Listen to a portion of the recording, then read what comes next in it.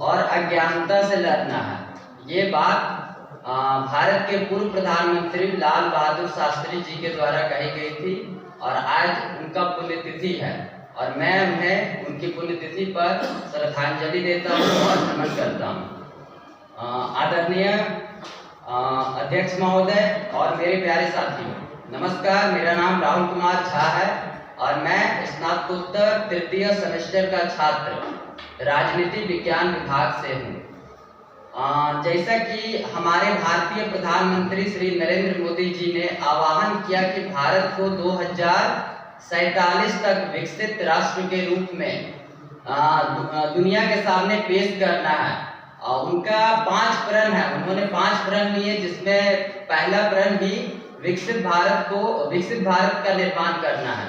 तो विकसित भारत के निर्माण में हम युवाओं और शिक्षण संस्थानों की भूमिका बहुत ही महत्वपूर्ण होने वाली है।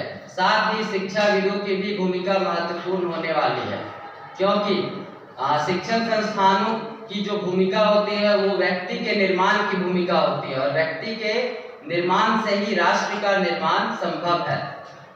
आज भारत दुनिया की 5वीं सबसे बड़ी अर्थव्यवस्था है। भारत में प्रत्येक दिन सबसे ज्यादा ऑनलाइन ट्रांजैक्शन यूपीआई हो रहा है और आज हमारे पास सरकारी प्रमाण पत्रों को किसी को दिखाने के लिए डिजी लॉकर, डिजिटल इंडिया, गति शक्ति योजना, बहुत सारी सरकारी स्कीमें हैं।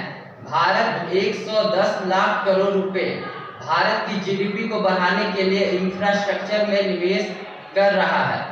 क्या ये पर्याप्त है? जो प्राप्त है वो पर्याप्त है? नहीं, हमें आने वाले वर्षों में बहुत ही मेहनत करनी होगी। अगर वर्ल्ड बैंक के डेटा के अनुसार चला जाए तो वर्ल्ड बैंक ने विकसित राष्ट्र के लिए उच्च आय वर्ग की श्रेणी रखी है। उसने 4 वर्गों में देशों को विभाजित किया है, जिसमें कि पहला वर्ग है निम्न आय वर्ग, जिसमें जिस देश की प्रति व्यक्ति आय यानी जीएनआई $1050 से कम होती है उसे निम्न आय वर्ग वाले देश में शामिल किया गया है। और दूसरा है निम्न मध्यम वर्ग आय। इस क्षेत्र में वह देश शामिल है जिसकी आय $1050 से $4100 तक प्रति व्यक्ति आय रहती है। तीसरी जो आय है वो उच्च मध्यम वर्ग की है। इसकी आय जो है वो $4100 से $12700 के बीच में रहती है और जो उच्च वर्ग वाले जो श्रेणी में देश है उसकी आय $12700 से ऊपर जाने के बाद ही उसे विकसित देश की संज्ञा दी जाती है।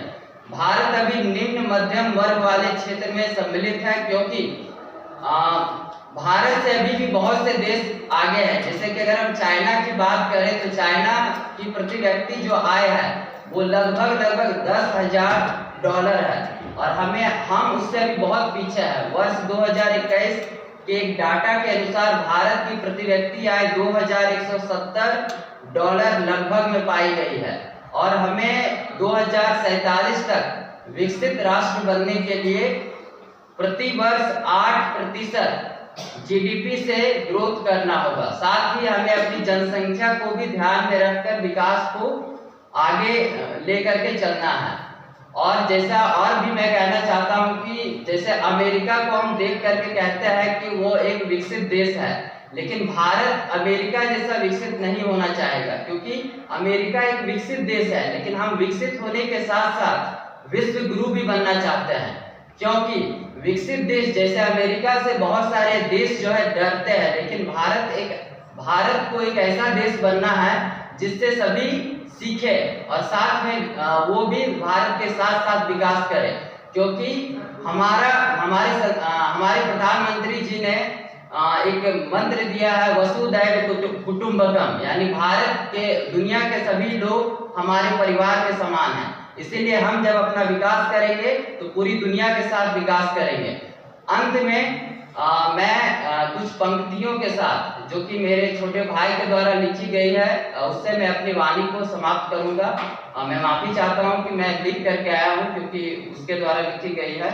तो रहा संघर्ष वर्षों का पर आज चमक है आई, रहा संघर्ष वर्षों का पर आज चमक है आई, सूरज की चमक बता रही अमृत की पुरवाई, स्वर्णिम पथ का भान हमें पर हुंकार के संग चलना, कुछ संकल्प लिया हमने संकल्पित होकर देश को बदलना। बहुत बहुत धन्यवाद।